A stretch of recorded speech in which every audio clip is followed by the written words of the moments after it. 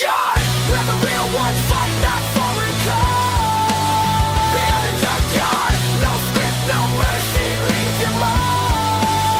Beyond the junkyard, where the real ones fight, not foreign code. Beyond the junkyard, no script, no mercy, leave your mark.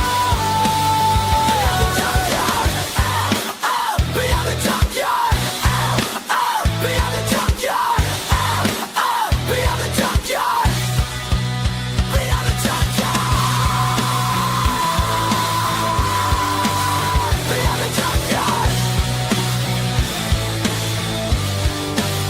beyond the junkyard.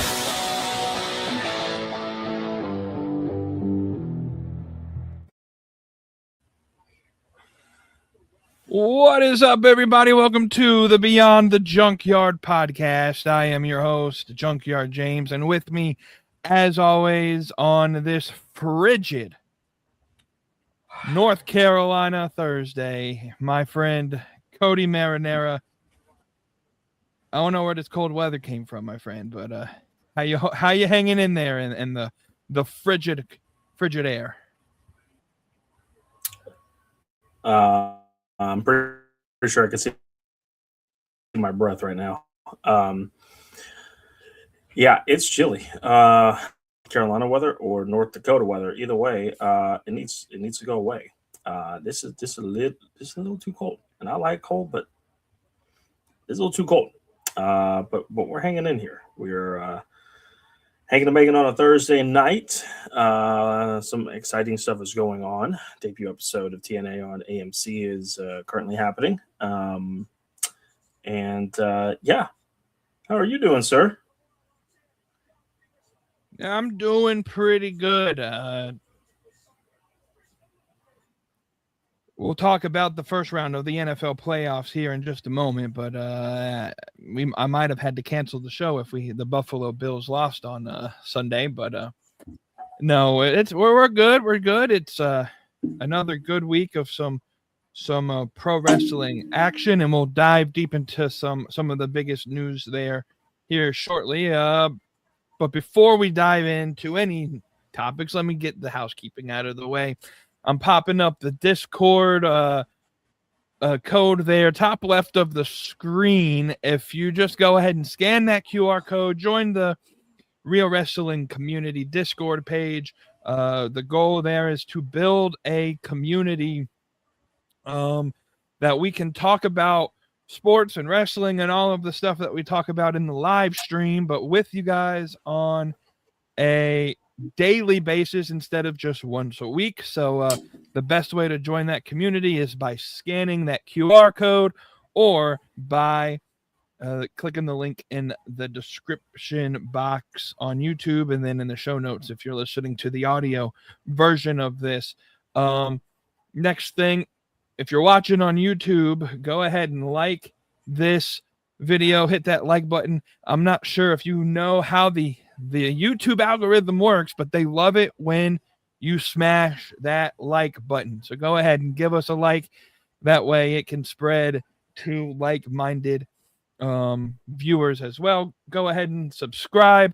I don't know what it was with one of the short clips from last week's episode, but we hit like a period of time after I posted it where like 7 or 8 people subscribed to the channel last week. We're now up to like 65 or 66 subscribers. So I appreciate everybody that is new and that is joining the page here. Share this video with your friends. Tell them to subscribe to the channel, and we give you pretty good content, I think, myself. And my goal, if we can keep this pace, is let's see if we can get to like 100, 150 subscribers by the end of 2026. Might be a little bit of a lofty goal, but I think we can at least make some progress there. Last but not least, thank you to all of our affiliate partners. That is W Energy, StubHub, RSS.com, and WWE Shop. All of their links you can find in the description box. Go help support the podcast in any way possible. Buy your merch using our WWE shop link. Use code Beyond the Yard at w.gg. Save 10% on your W order. They got some new flavors and things and collaborations that they're working on that you can try out there.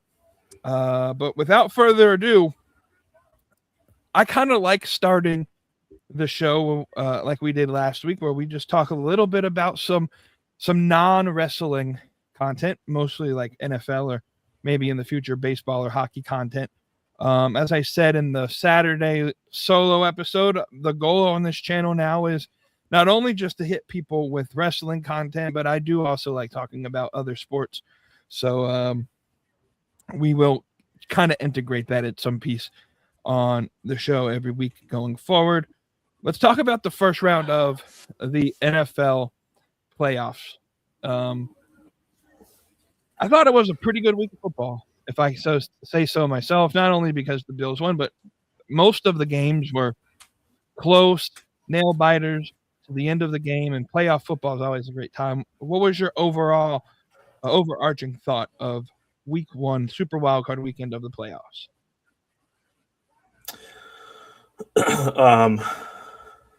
The Eagles lost. That was a great day. That made the weekend. It's always good seeing a division rival lose. We had the spot in Cabo on reserve just for them. We knew they were coming. They were just a little week behind. So now the whole NFC East is having a grand old time in Cancun or Cabo, whatever you want to call it. No, I thought it was actually a really, really, really good weekend of football. Kudos to my pregnant wife, and I have to say that because I can make her irritated pretty quickly. That's just because that's just me, and I'll give her some props. I'll give her kudos. She withstood a lot of football this weekend, so or this past weekend. So I appreciate that. By Monday, I thought I was going to get the remote thrown at me saying, "No, we're done with this shit. Turn it off." Which, to be quite honest, I didn't really watch much of the game on Monday. It turns out to be the worst game of the weekend. Go fitting. But yeah, no, I thought it was a really, really good weekend of football.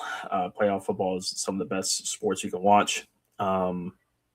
Just about every game was just really, really close. Had really good comeback. Really hope that the damn Rams can beat the shit out of the Bears this weekend. We'll see how that works. But yeah, overall, I most of the teams that I picked to win in our little bracket challenge we have won. The only one that didn't win, I had the Eagles beating the Niners, and they didn't. But like I said, I'm okay with that. I'm okay with the Eagles losing. Yeah, kudos to your Bills making it on to round two. Got a tough matchup this weekend against the Broncos. We're not in the playoffs, but we won today. I'll take that.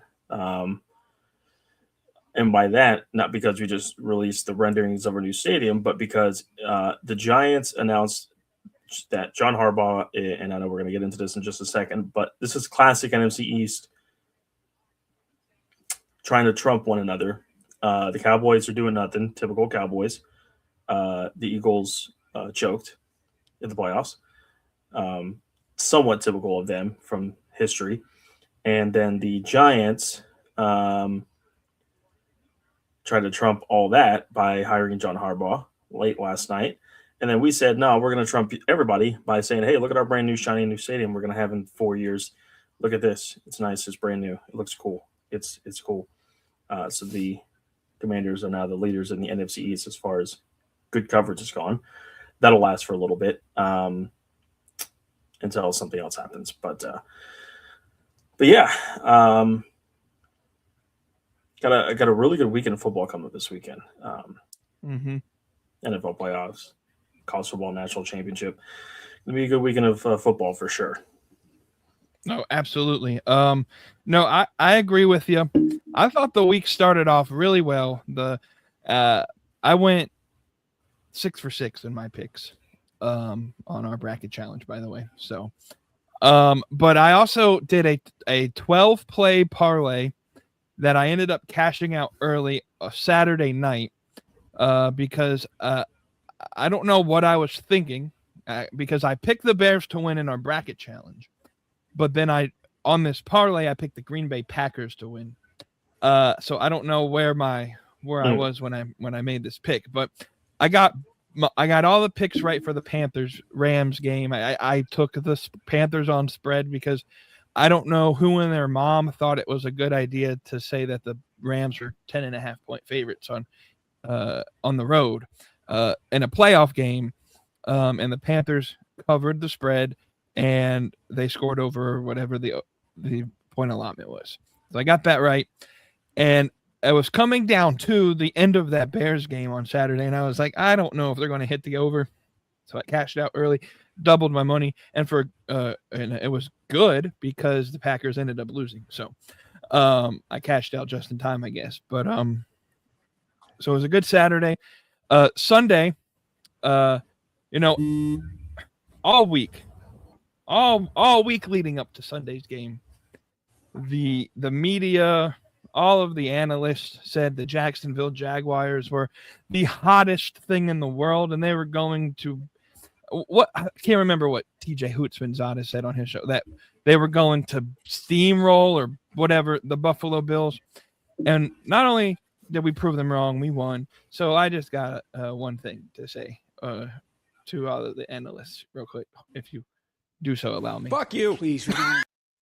So yeah, we won. We're going to the next round against the Denver Broncos, where again the narrative is that the Broncos are going to beat us into oblivion, but they don't have Josh Allen. So, but anyways, my favorite matchup of the week though, because I'm going to probably have a heart attack watching that game on Saturday. But if I make it past Saturday and into Sunday, that Houston Texans versus New England Patriots game, very intriguing. So I thought the first couple games were good. The Saturday games were good. The first two Sunday games were good. The Chargers and Patriots game, I was struggling to stay awake Sunday night. That was probably one of the worst games I've ever seen in my life. Both teams should have lost. It was that bad. Let's just say it. Let's just put it that way. And then that Monday night game was almost unwatchable. Aaron Rodgers is no longer an NFL caliber quarterback. So at least against really good teams. But yeah, I'm excited for this weekend. We've got some good games.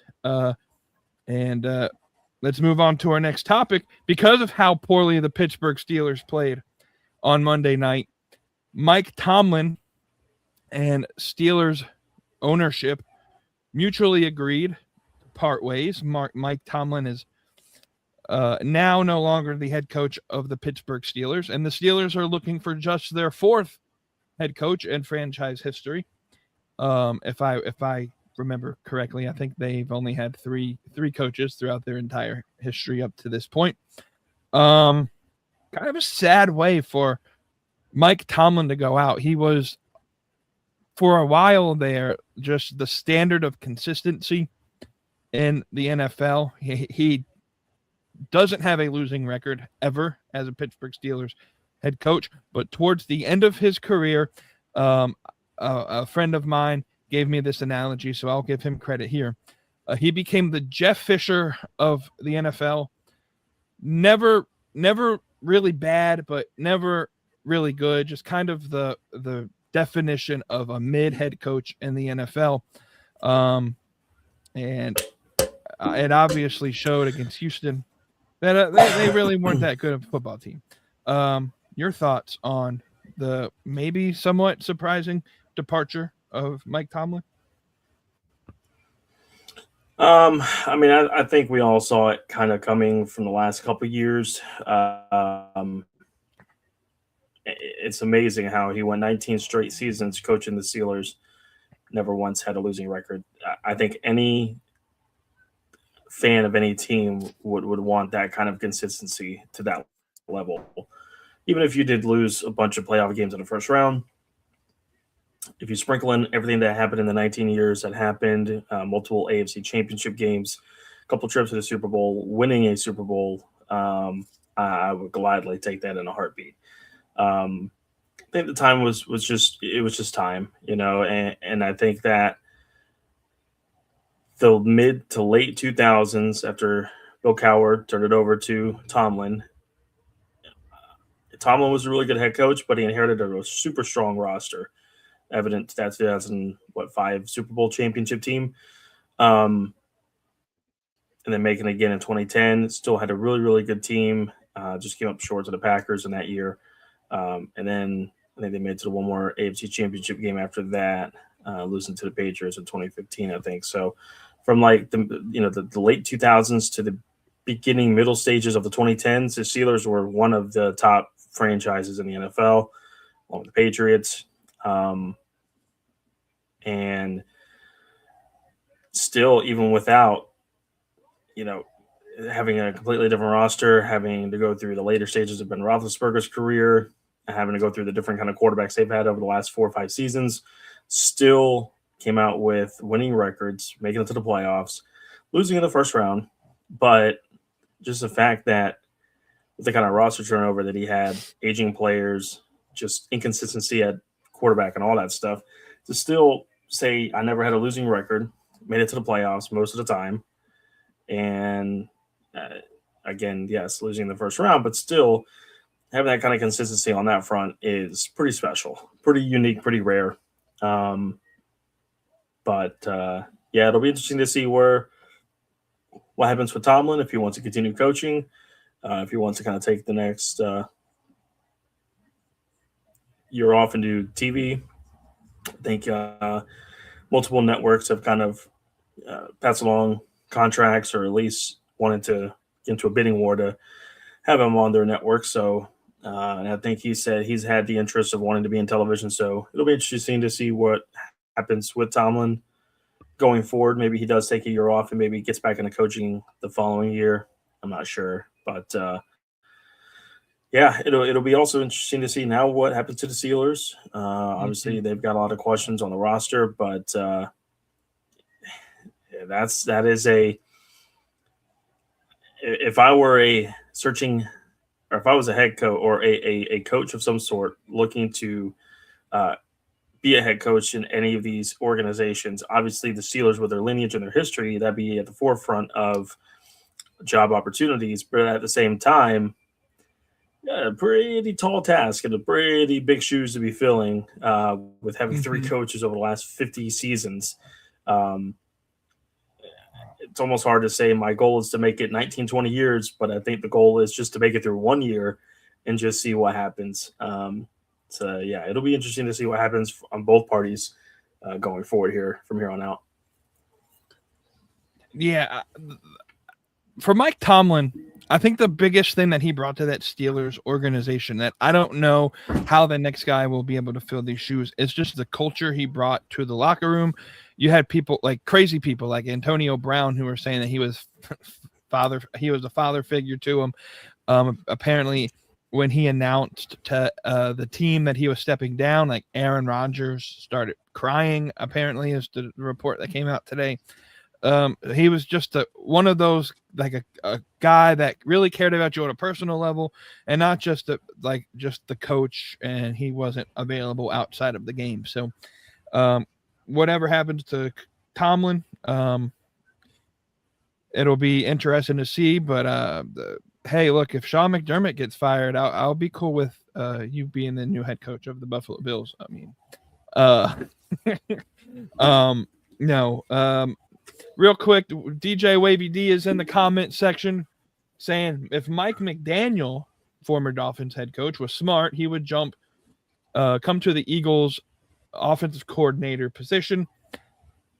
It's a possibility. I know that's who you wanted in Washington, but you retain the services of David Blau to be your offensive coordinator. Mike McDaniel, I think he still wants to be a head coach. He interviewed for the Cleveland Browns position this week, so we'll see. We'll see how that works. But last part about NFL, like you mentioned earlier, John Harbaugh is the New York Giants' newest head coach. We talked about the Steelers having 3 head coaches in their entire career or history of the franchise. I think the New York Giants have had 3 head coaches now. in about the last 5 years. So you can see the differences of culture. And anyways, I don't know what John Harbaugh does to that roster. I think just because the trajectory of some of the teams in that division and the fact that the Giants are going to have a top 5 pick again and probably going to have a pretty lethal offense, that you're going to see some improvement with the Giants next season.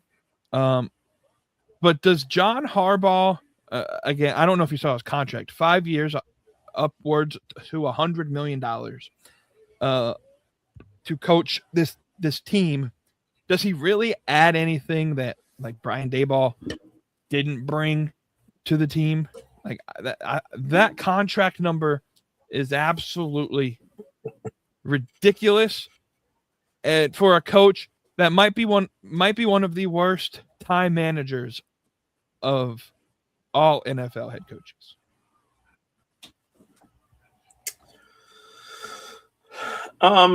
He brings a level of professionalism. He brings a level of hard work and integrity in some aspects. Yes, the time management thing he's not very good at. But it does bring a lineage of success, coming from being a special teams coach to being a really solid head coach with the Ravens, obviously.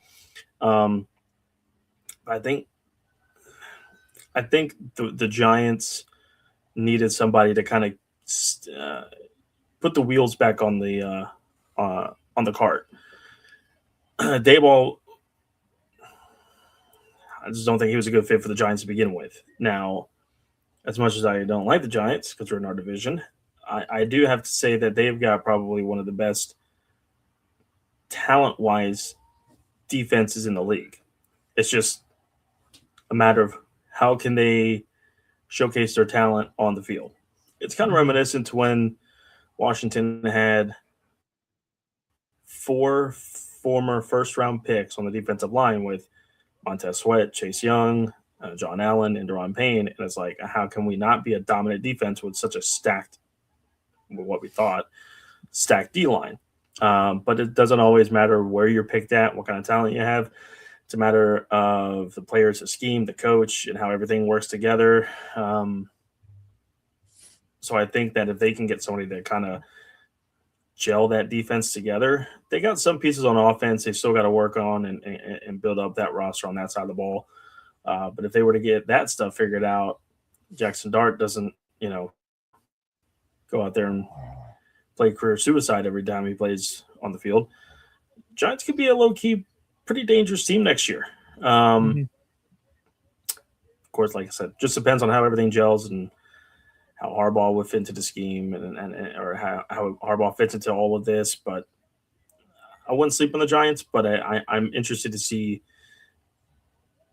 just kind of where this goes. It's a totally different roster, totally different quarterback from Lamar Jackson to Jackson Dart. They don't have the same kind of running game that the Ravens had. So it'll be interesting to see kind of what happens from here on out with them. Yeah, I'll be interested to see how Harbaugh fills out the roster or the rest of the coaching staff per se.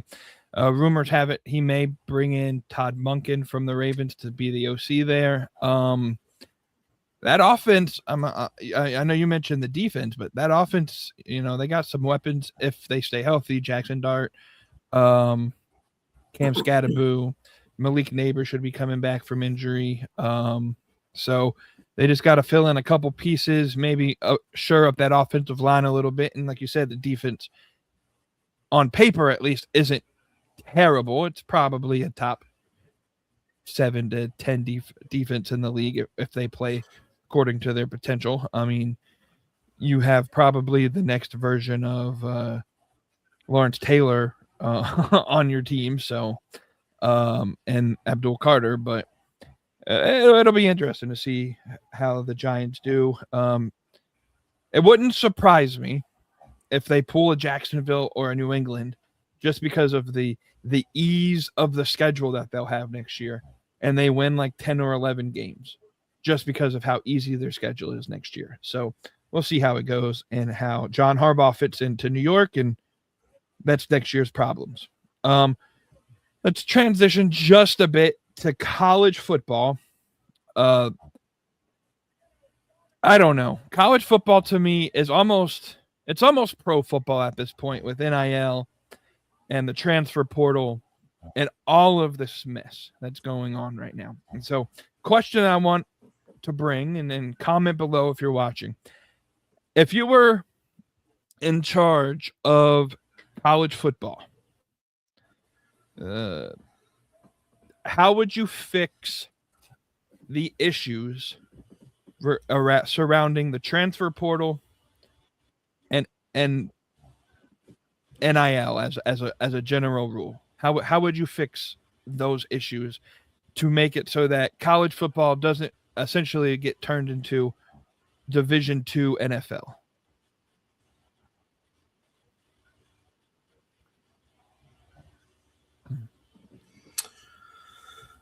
I mean, at this point, with the way the rules are set up and how everything is going, you're either in way too deep and you just have to treat it as if it's the pro juniors, or you have to kind of completely revoke all that just happened. And that's going to be a lot harder to do, and a lot of litigation and lawsuits that would follow probably if they just kind of revoked everything and went back to status quo. I think that basically they'll just have to form some sort of union from the players and create some sort of collective bargain agreement, but use the money from the TV deals to be able to allocate that, and set kind of like a minimum of contract lengths, minimum 2 years, 3 year. I don't know how you would do that, but something like that. And basically create a salary cap. But yeah, you just got to treat it as close to the pros as possible. I mean, it's insanely difficult to go back from all that's happened now. And with the way the NIL is and kind of how to control college football is becoming with the transfer portal and everything that comes with the NIL. Yeah, you're just going to have to try to, in a roundabout way, try to get some sort of control onto it. And it may have to be basically treating it as NFL junior and doing the best you can with allocating the funds for the NIL, creating some sort of cap issue, trying to limit the transfer portal in some capacity, setting those minimum contract lengths, stuff like that. Kind of an impossible task to do, but that's pretty much what I think I would do. Wavy D put in here, and I listened to this thing. Coach John Calipari, Arkansas head coach, explained how he would do it in an episode of a podcast or I think it may have been a press conference or whatnot, on how he would fix the issue. And I kind of agree with how he said he would fix it, at least on the basketball side, with the transfer portal being like you get one free transfer. Like I think the biggest issue is they treat it like it's free agency now. Like you have TJ Finley, who has now transferred to his 7th different school. The issue with that is now you're treating it as if it is you're on a 1-year salary and it is the pros and you can sign to the highest bidder essentially. Coach Cal and I agree with him on this. You get one free transfer and you can transfer to another school because, sometimes you're promised playing time and you don't get it. And so, okay, I think that's cool. Maybe you made a mistake as an 18-year-old deciding what school you felt like would be the best fit for you. And so you get one free transfer without any penalty. If you want to transfer again, then you gotta sit for a period of time. Maybe it's a half-year suspension or a full-year suspension or whatnot. And then you do have to put some sort of a limit on how much money the school can provide these kids. We've heard that Ty Simpson, before he declared for the NFL draft, was offered like $4 million from Ole Miss. Miami, once they realized that they lost out on Sam Leavitt, offered him $6.5 million. Ole Miss then raised that back to $6.5 million to match that contract. I think that it's wild to think that there are bidding wars this extreme, even to the point of for LSU to get Sam Leavitt, Coach Lane Kiffin, who is just an outstanding man of moral character. I say sarcastically. Literally followed Sam Leavitt from Baton Rouge, Louisiana, to Knoxville, Tennessee, to wait for him to leave his meeting in Knoxville with the Tennessee Volunteers to basically beg him to sign with LSU. And then LSU goes ahead after getting him and signs 3 more quarterbacks in the transfer portal. So there has to be a limit on the money you can spend in the portal. But on the player side, I do think one free transfer.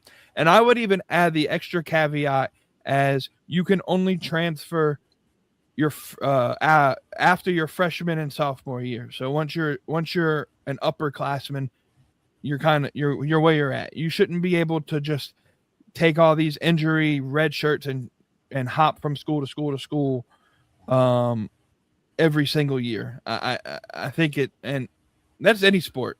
Like football, the transfer portal is bad in football. Like I think there were 3,000 football players in the transfer portal this year. But other sports are just as bad. Like I follow some colleges like women's volleyball teams, and they be announcing players leaving and then going to another school, and then the next year going to another school, and it's just bad all around. So you got to limit how many times you can transfer without penalty. You got to limit how much money you can give these kids, and I don't know.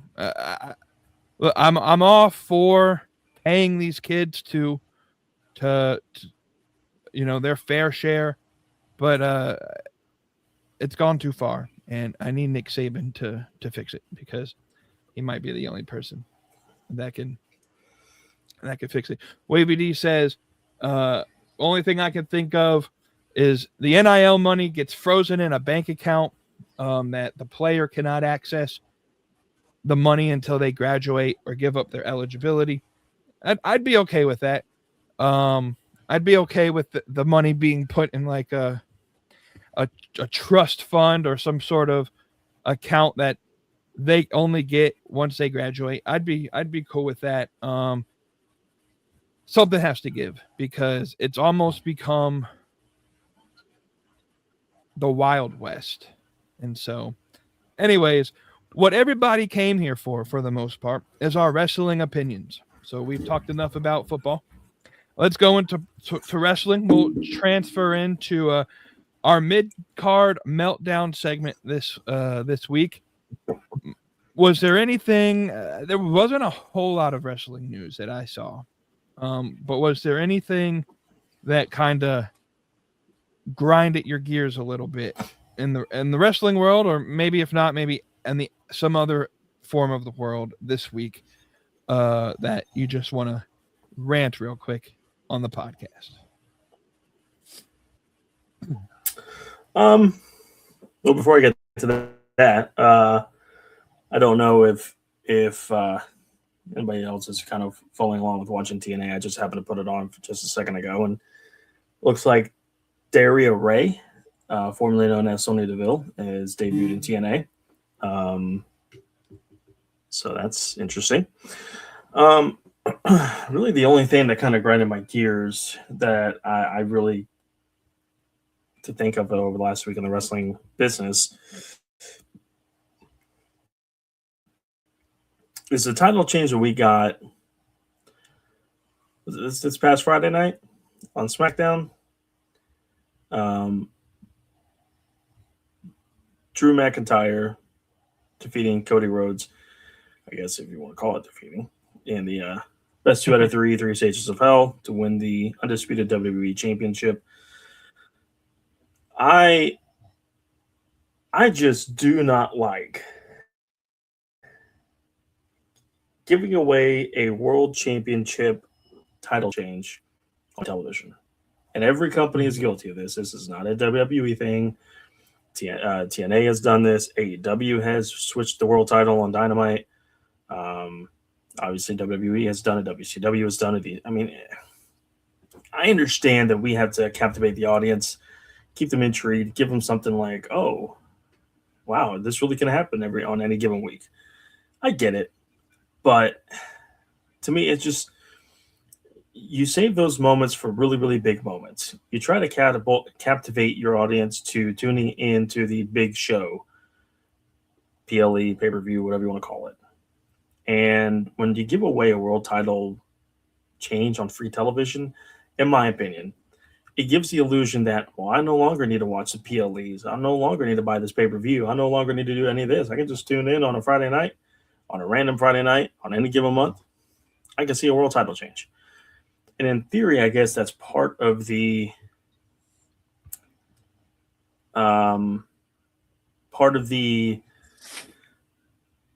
anything can happen in any given week type of thing, I guess, if you want to call it that. And that's fine. But like I said, you build up these weekly shows to your big monthly, semi-monthly, bi-monthly, whatever you want to, however frequent your PLE pay-per-view events are. You're building up to the big shows. Giving away a world title change on free television, to me, just demeans all that. Why would I need to spend my hard-earned money on a subscription for ESPN Plus to watch a PLE if I can just watch a free world title change on a free trial of Fubo or Pluto, YouTube TV or DirecTV or whatever? Why would I want to watch a pay-per-view, spend $30, $40 on HBO Max plus your subscription to watch an AEW pay-per-view if I can just watch a free world title on free television? Like, I just... Right. I've never loved that aspect of giving away a free world title change on free television. I'm fine with the mid-card titles doing that because they don't hold as much significance as your world title. But to me, just having those big title changes on cable free television, whatever you want to call it, I've never been a fan of it. Yeah, I mean, and you look at Dynamite last night. Like, they gave you a world title match, and I kind of am in the same position as you. I'm not a big fan of your world title changing on your weekly show, but when you have the title matches on your weekly show, that they make it appear that the champion is barely escaping with the wins. Like, your weekly show should build for that title change to happen. Like, if Hangman would have won the title against Moxley on a Dynamite, would it have really been that significant of a moment? So yeah, you're building to those big moments. And to Wavy D's point, I believe that this was built as the 1 year anniversary show for or no, that was the Netflix show. That was the 1 year anniversary show. That Friday, it was like the first SmackDown of 2026. So they wanted to make it big. And I get it. I don't know if I was as much of upset that title changed at all. More so the way that the title changed. Like Drew McIntyre just falling out and winning the title that way. Like, I'm not a big fan of the ending of that match. But I can kind of see the frustration there. My frustration in the wrestling business is something that happened outside of the ring. It didn't even happen inside the ring, but it involves a wrestler by the name of Gigi Dolan. I think she went by Priscilla Kelly again after getting fired by NXT, WWE. She was working the indies, and I don't know if she has gotten any other booking since this event or whatnot, but she had agreed to make an appearance on a show in the country of Israel, which is, apparently the biggest sin that you can make in the world is getting a job in Israel or working an independent promotion in Israel, because the people in her Twitter comments ripped her a new one to the point to where she had to delete. Well, first she made a public apology and withdrew from the booking. That wasn't good enough, apparently, and they kept blowing up her Twitter feed or whatever over the weekend, and she just deleted her entire account. At what point like is enough? Like, so what you're saying is she should be able to work the indie scene, but not in a certain location, not take a booking, not make money. But if she doesn't take the booking, like, is that a problem? I don't know. It just kind of pissed me off that people are so enraged in geopolitical problems. Like, it's not her fault Israel is the way that it is, in their perspective. And so and it's not that wrestling promotion's fault that the government is doing things that you may condemn. So why is she at fault for just taking a booking in the country? So I don't know. It just kind of irritated me just a little bit. Let's move on to TikTok. Talk about some of the. We had WWE can wrestle in Saudi Arabia. Well, right. WWE can wrestle in Saudi Arabia. That's a good point. Just saying. Yeah, let's move on to our TikTok segment this week, and microphone's yours. How are tickets moving in pro wrestling in the last couple of weeks, my friend?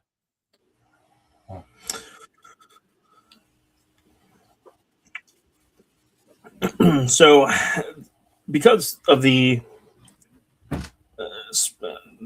way that the pay-per-views are kind of spread out right now in AEW, really don't have too much of an update from all three companies' perspectives, but I did give one for each company. I have no idea what the tickets look like for the Royal Rumble. They're still building the venue. They're building the venue in Saudi Arabia from the ground up, so it's that'll be interesting. But last night, Dynamite was in Phoenix at the Arizona Financial Theater. Really cool venue, I think, for AEW. I think they really enjoy this type of this venue.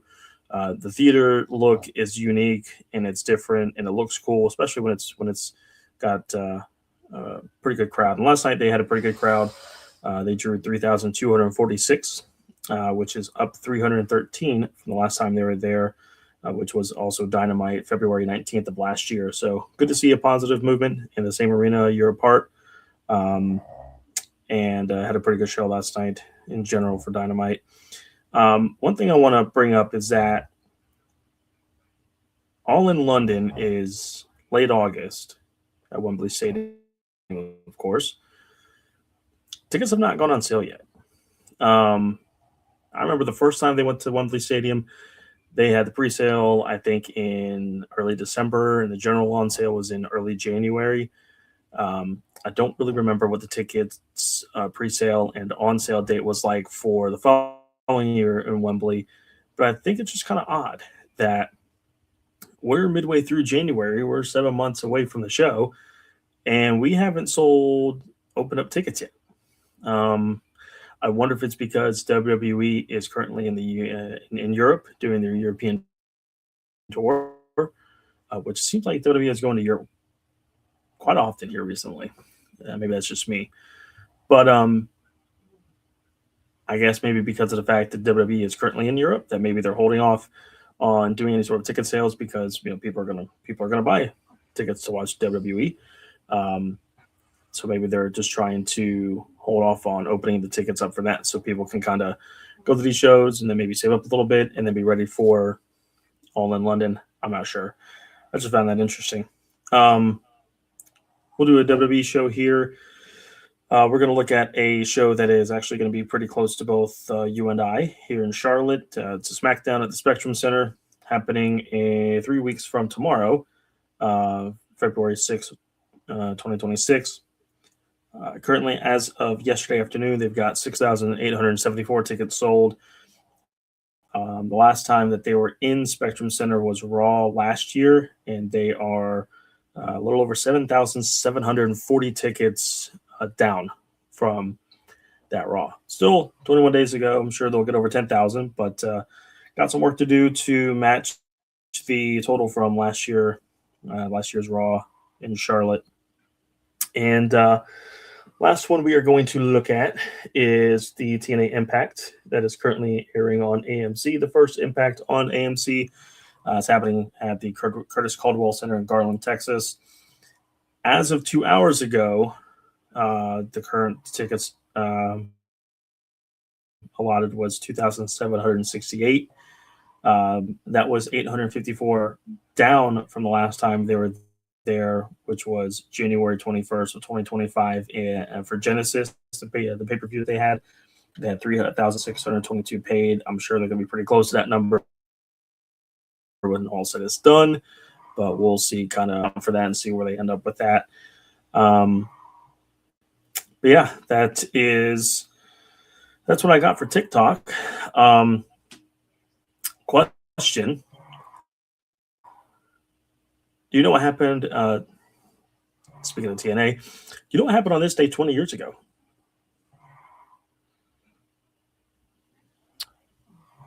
Absolutely not. January 15th, 2006 was the TNA Final Resolution pay-per-view held at the Impact Zone in Orlando, Florida. This featured the return of Sting to full-time work in professional. Kind of made the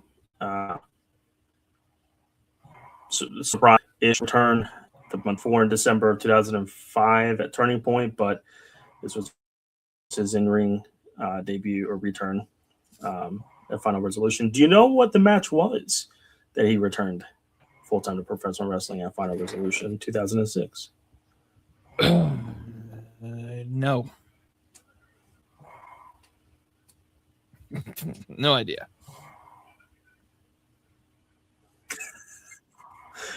Do you want to guess a participant in the match besides Sting? Hulk Hogan?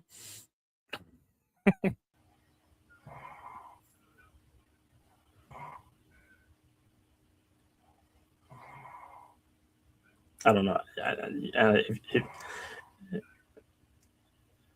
You kind of froze up a little bit. I don't know if you said anything. It kind of lagged in my ear. But if you don't have a guess, I'll just give you the match.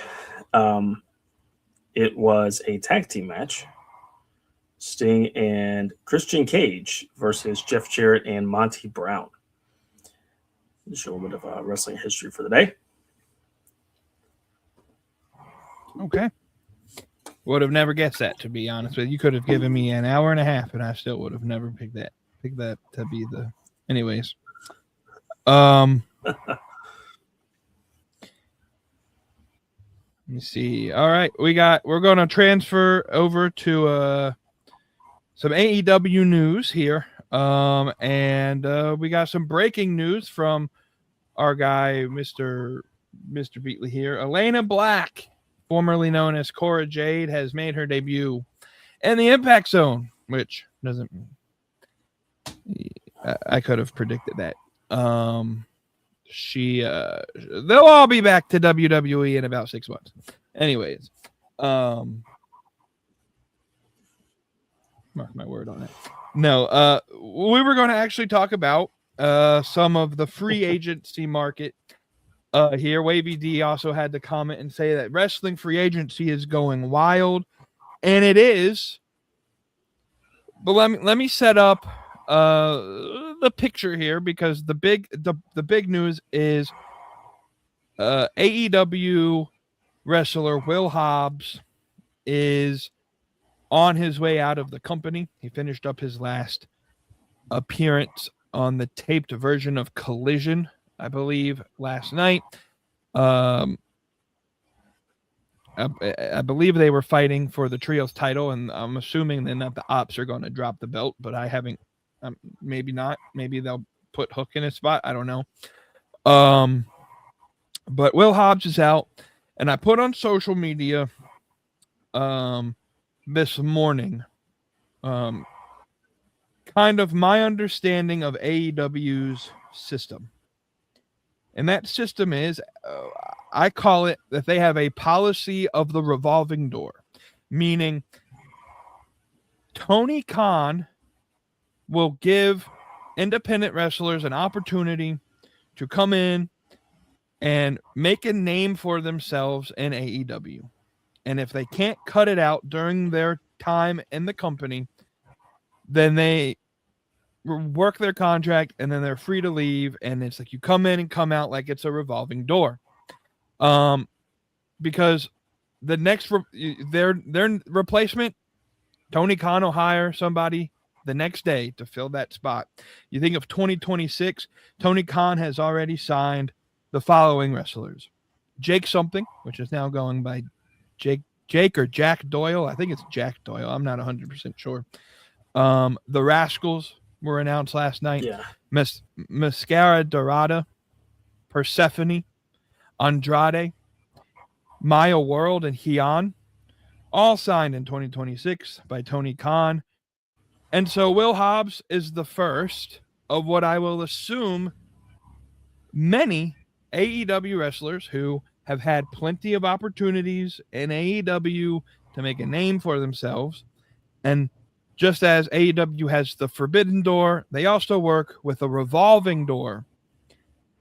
And so I'm 100% confident that some people like Danhausen, whose contract ends in just a couple weeks, I believe, people like Anna Jay, who I love. I think Anna Jay has a bright future in pro wrestling.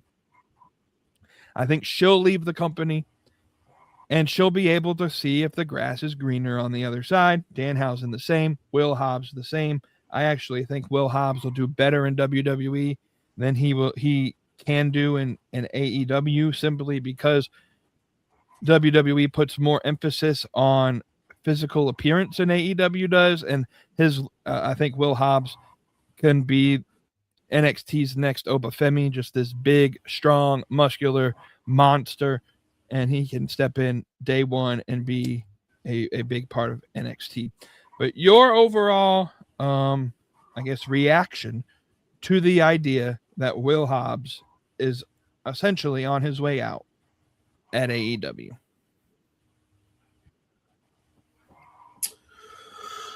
I'm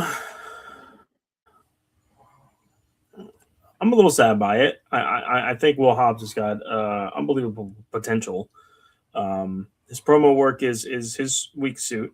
It was getting better as he was going on, and it didn't help, of course, with some of the injuries and timing and all that is never good. But I think that Hobbs will do very well in WWE. I think he'll have a lot of people behind him. He's a big, strong-looking guy. I can see him and Braun Breaker having a pretty good feud. You know, big guys, and Obafemi maybe guys on the roster. I think that he can polish his in-ring work a little bit more. And like I said, work on his promo skills. He'll have plenty of time and plenty of chances to be able to do that and develop that way. But I think that he will fit well in WWE. I think he'll be good and push him pretty hard. Maybe not getting, but as time goes.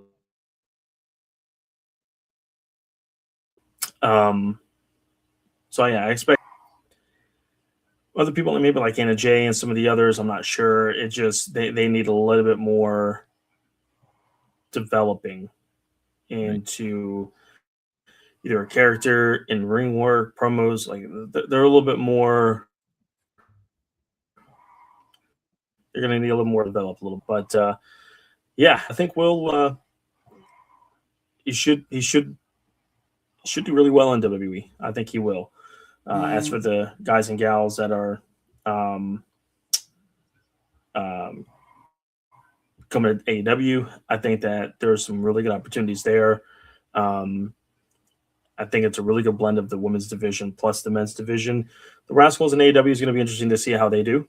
I'm very interested to see how they're going to be brought in, how they're going to do. I think that Persephone is an underrated signing. I think she's very, very good. And I'll be interested to see how she fits into the women's division, where she goes from there. Andrade, of course, great addition back, really good talent. And yeah, very interesting carousel of talent exchanges there, kind of in the early stages of 2026. I'm sure it'll continue. But yeah, I am. I'm interested to see how some of these new faces and new places will do going forward. And I mean, you're really not going to be able to give it a 4, 5, 6, 7, 8 month time frame on that. Let's see what they're like in a year and a half, 2 years. See how they kind of fit in their respective companies, where they're at, and how they're being used, if they're being pushed, what storylines they're in, all that good stuff. That'll be a really good way to kind of tell how they're doing in their respective different company. Yeah. One last word on Will Hobbs and the Rascals and all of that. No, I think Will Hobbs obviously is an amazing talent. I think AEW probably dropped the ball on him. But it's because Tony Khan, and I think I've said this a couple of times on the podcast now, Tony Khan has done a terrible job at booking big men. I think that Tony Khan, he doesn't really necessarily care about physical appearance. He cares about if you can wrestle in the ring. And what we've seen is Hobbs can wrestle, but he hasn't been given the opportunities. And I think it's because AEW does not see him as a guy that's a main event guy in their company. He's not going to put on a Dave Meltzer 5-star classic, which I think, honestly, Tony Khan books matches sometimes to get those sort of accolades. I think he fits WWE system so much better because he can be the big man that he is and be able to be booked properly. WWE is hands down probably the best promotion with their big guy talent, especially out of some of the bigger brands. And so I'm sad to see him leave, but I think it's going to be for the best. I think you'll see Tony Khan push guys like Nick Wayne and the Rascals and some of the more athletic, smaller guys and that can do the more high action, high skill kind of maneuvers that Will Hobbs maybe can't do. I mean, when we were in Greensboro for Blood and Guts, Will Hobbs' match with Hangman Page was like, it tore the house down. It was a really good match. And so he only needs the opportunity to be a main event guy that I think WWE can get him. As far as the Rascals, if we don't get a Rascals and conglomeration feud immediately, I'm suing AEW for malpractice. And so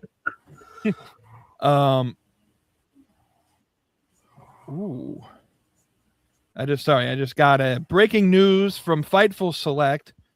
Sean Ross Sapp, don't sue me because I'm breaking this immediately after you posted it. Jessica McKay and Cassie Lee. Jessica McKay and Cassie Lee, known as the Inspiration, are no longer under contract. They just lost the tag team titles. Yeah, well, they're no longer under contract with TNA.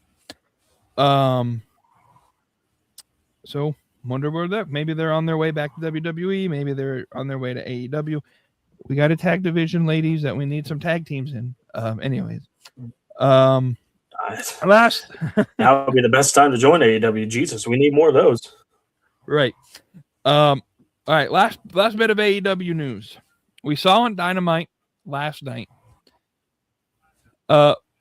When the world title picture isn't super clear, we get essentially the same promo that we got Wednesday, where the champion is whoever the champion is, and then everybody that's contending for the championship tries to outwit each other in the ring at the same time. So we got Kenny Omega and Swerve and Hangman in the ring and doing this little promo, but we've seen this all before. To me, it seems like the world title scene again is in a place of kind of vagueness. And I don't know if the issue with that is because the next pay-per-view isn't until Revolution, I think.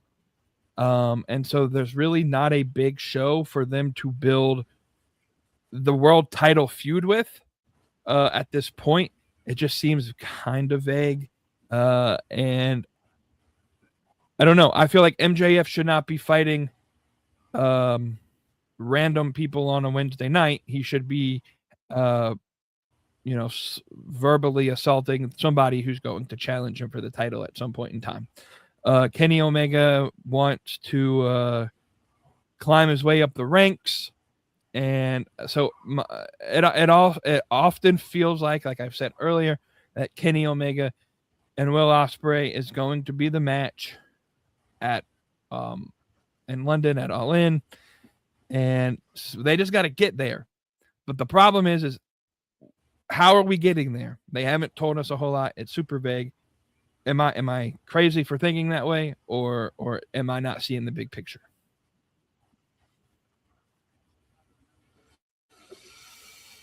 I don't think you're crazy thinking that way. I do agree they got to get there if that's going to be the storyline. But this is the biggest problem is that we don't have a pay-per-view for 2 months. It's not until I think it's literally March 15th is when Revolution is in LA. So we got 2 months of TV. We got to get to if that's going to be the match at Revolution, MJF versus Omega for the world title, then we got to get there. And it's going to be a slow build for these next 2 months to get there. We're going to need to see Kenny win a couple matches and then start really implementing himself with MJF, and then, costing each other in either matches, coming out doing promo battles. I mean, it's going to take some time to get there. The good news is that we do have time to build.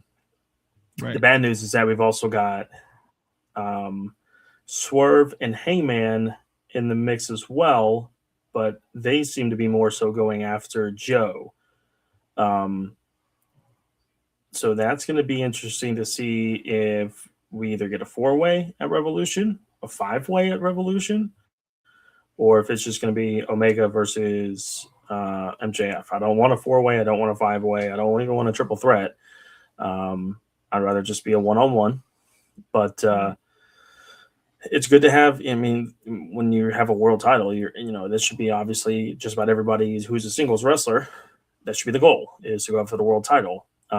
So it's not a bad thing when you have a bunch of guys coming out saying, "Hey, I want to fight you for the world title." Especially when you have a pretty, a good heel in Max.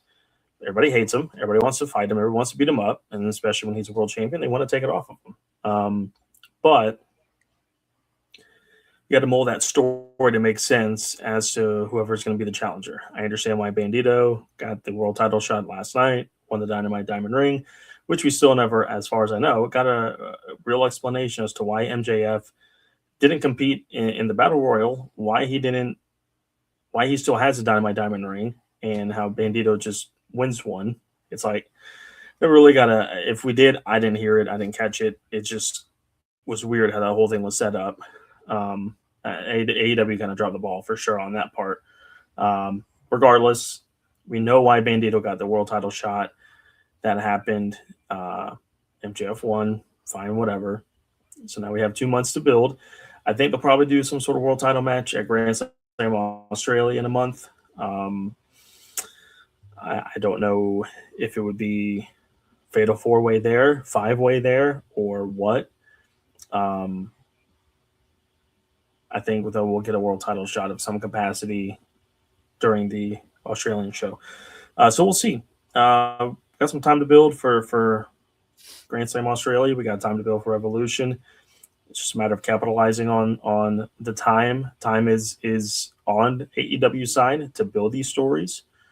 It's just a matter of capitalizing on it and building compelling stories for not just the world title scene, but just about any of the other divisions that they have and titles that they have to build up these storylines going into not only Grand Slam Australia but also Revolution. Yeah, no, you're absolutely right. And I did like the way, just as an aside, that they're building the women's tag scene, it seems, and the women's world title with the match they had with Sisters of Sin and Tekla beating the Babes of Wrath and Chris Statlander last night. I think obviously we're going to see Sisters of Sin go for the tag belts probably at the pay-per-view in 2 months or maybe before, who knows. And then obviously Tekla is going to get that AEW Women's World Title opportunity.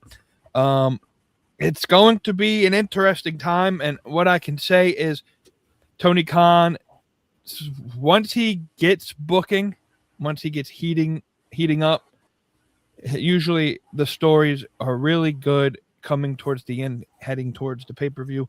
Sometimes it just takes him a little bit of time to heat up a little bit, so hopefully he's preheating that oven, and by the time we get to Revolution, we have a fantastically booked story that when we can look back to this episode and say, yeah, we were just kind of jumping the gun there. We're going to end the show this week in a fun way. I think it'll be fun if we kind of put a hypothetical in the air, and then Wavy D as always got some trivia for us. So throw those trivia questions in the chat, my man, and we'll get to those to end the show as well. But the question, the hypothetical of the day is, imagine that WWE and AEW had a crossover event, something like Forbidden Door. And the reason that this question came about was in the Discord. Wavy D put a TikTok in and basically said, about time that somebody created a really good card for a crossover. I'm not going to ask you to build a full card because, I mean, that'll take some time. But if WWE and AEW did a crossover event, what is one match that is a must-have on a crossover event card?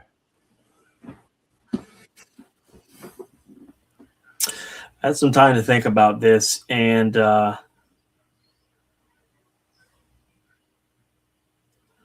got one. Okay. Nick Khan versus Tony Khan. Okay. CM Punk versus Kenny Omega. You know, settle the score. No, Jungle Boy versus CM Punk. No, for real though. I've got two, but it's one for the men's, one for the women's, because I felt like I couldn't just pick one of one. I had to cheat a little bit, and I picked one for the women's division, one for the men's division. So my one for the men's division, I mean, it's my dream match. AJ Styles versus Will Ospreay. 18-star match. That thing would tear down the house. Tokyo Dome, Madison Square Garden, Arena Mexico, Wembley. It don't matter where they're wrestling. It's going to tear the house down. Even in AJ's later year here, I think it'd be great. For the women's side, I think that this would be a barn burner of a match and would be amazing. Really Amy Hater.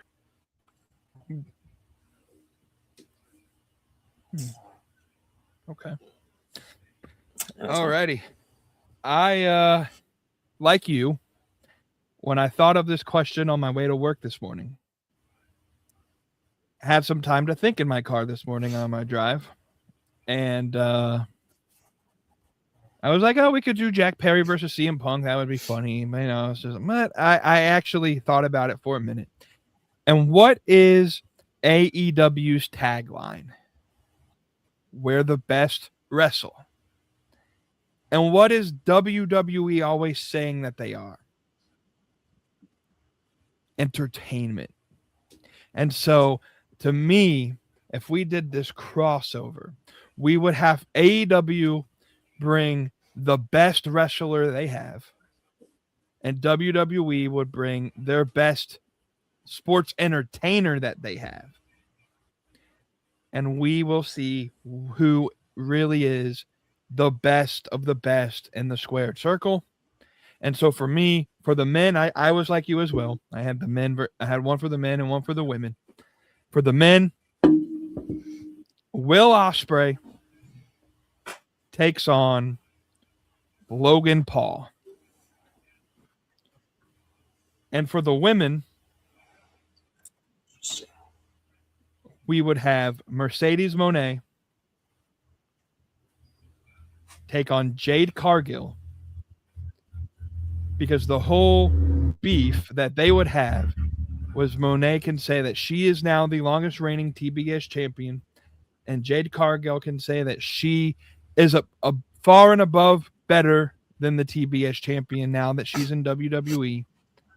And then I think we could have an interesting match between the two. Mercedes Moné is good for carrying underperforming women in a match. So I think she could carry Jade Cargill's green ass for one match. Yeah, so those would be my two matches. I believe there's some form of lag on our side. So I'm going to give you DJ Wavy D's trivia question, and to the best of your ability, because I think there is some form of lag. I don't know exactly how many seconds, but here it is. It's a two-part question. The first part is name the wrestler in WWE/WWF who has the most amount of wins, and name and give the amount of wins. And then the second part is the person who has the most amount of losses and how many losses. So Wavy D, feel free at some point to let me know, because I don't know the answers to these, to be honest. So Kody, trivia of the day is underway. You can answer both parts whenever you feel like you think you have an answer. I don't even know if I have a guess. Wow. Most wins and most losses. I'm going to need at least a little bit of a hint. Severe side note, I don't know if it's just me, but I really feel that TNA's ring is very, very small. That's just me, though. Man, let's see.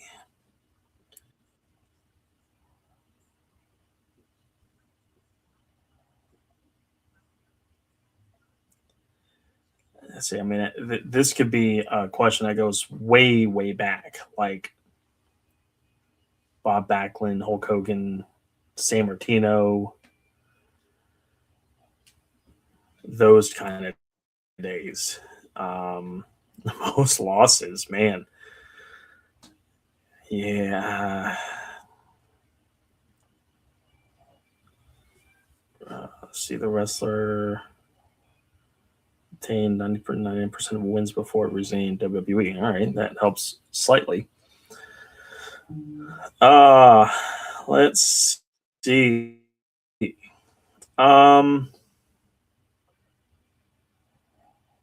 For the person with wins, give me the years he or she was active. You don't have to give me the exact year they started and retired, but 70s, 80s, 90s, 80s, 90s, 70s, 80s, 60s, 70s. give me at least a little bit of a time frame that they were in, because I mean, I could just start rambling off names and I could either be closer, not even. And then for the losses, same thing. I mean, I'm give me a little bit of, give me the same thing of a hint. It were 99% of the losses before WWE, WWF days. What are we looking at as far as that goes?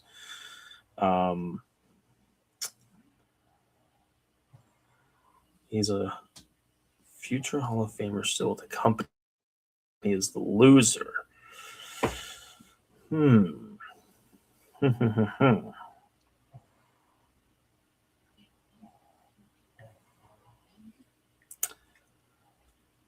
know, for some reason, like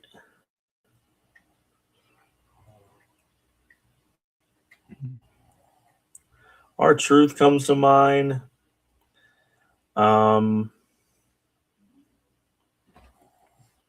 Let's see who else would be on the roster. Future Hall of Famer.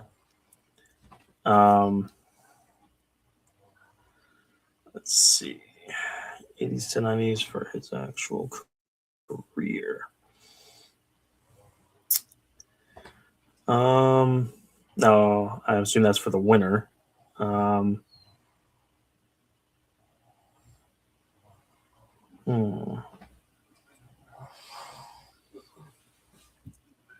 gonna say I'm gonna go with two guesses, and if they're right, one of them's right. If not, they're wrong.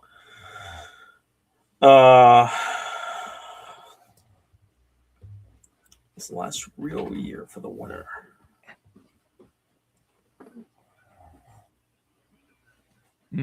Okay. That does not help, because that one of the answers was okay. So that takes out one person. I would say Hogan, but he technically wrestled in 2000 and 05, 07, 11. So my guess is either Bret Hart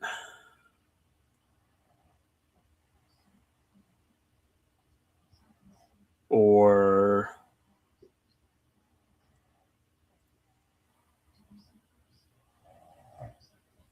man, there's a few of them, man, that are like this.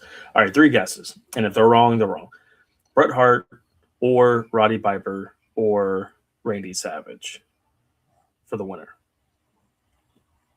Those are my three guesses. And if they're wrong, then just tell me the answer, because that's all I got. For the loser, it's a Grand Slam champion. Good Lord. You know, Dolph Ziggler came to mind, but I don't think he's with the company, right?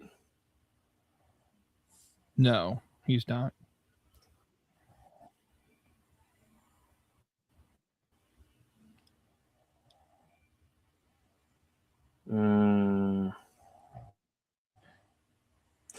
Miz?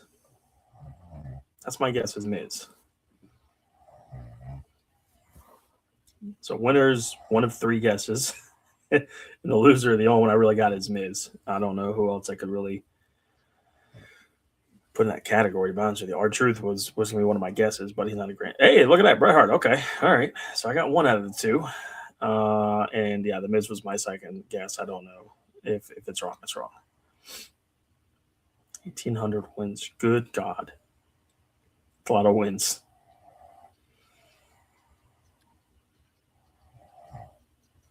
I believe you're right with the Miz as well. I've been doing some research myself, but I'm gonna wait.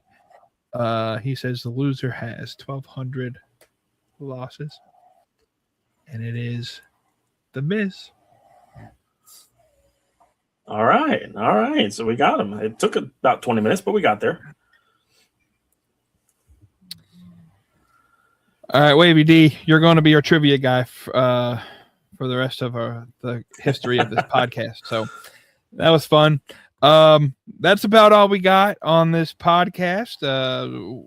Wait for the awkward delay for the next couple seconds, but I'm going to pass it to my man, Kody Marinara, to say the final words. As we say, as Kenny Omega does well, we bid y'all adieu.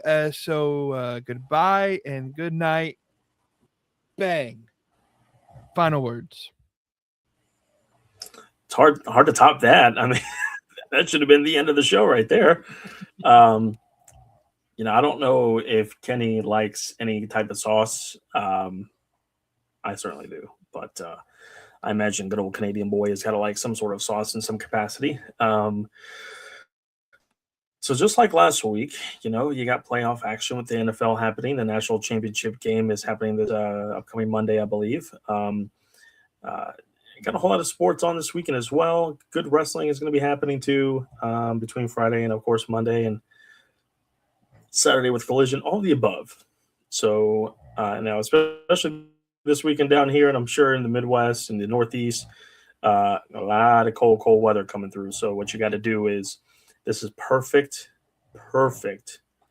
big old pot, and your favorite kind of sauce, bolognese, marinara, vodka, whatever you want to do. Soups, pot roast. That's not really a sauce, but anyways, put all your favorite ingredients into it and make it a big old pot, because you're going to be eating this a few days this week. With it being cold, nothing better than a nice warm big pot of sauce. Something thick, get you nice and toasty, get you nice and full, warmed up, so that way you can just snuggle up and watch all the sorts of goodies that are happening this weekend. So you got to stir that all up, like Red Velvet says, stir it up, and you got to indulge into it. So while you do that, wait for us this upcoming next week, so that way you can today, tomorrow, and forever stay saucy, friends. Stay saucy. Absolutely. We'll see y'all on Saturday on the Saturday solo show. Make sure to scan that QR code, like, comment, share, subscribe, and we'll see you next week on the live stream. This has been another episode of the Beyond the Junkyard podcast with Junkyard James and Kody Marinara. Adios. This is wrestling without the filter. This is Beyond the Junkyard. This is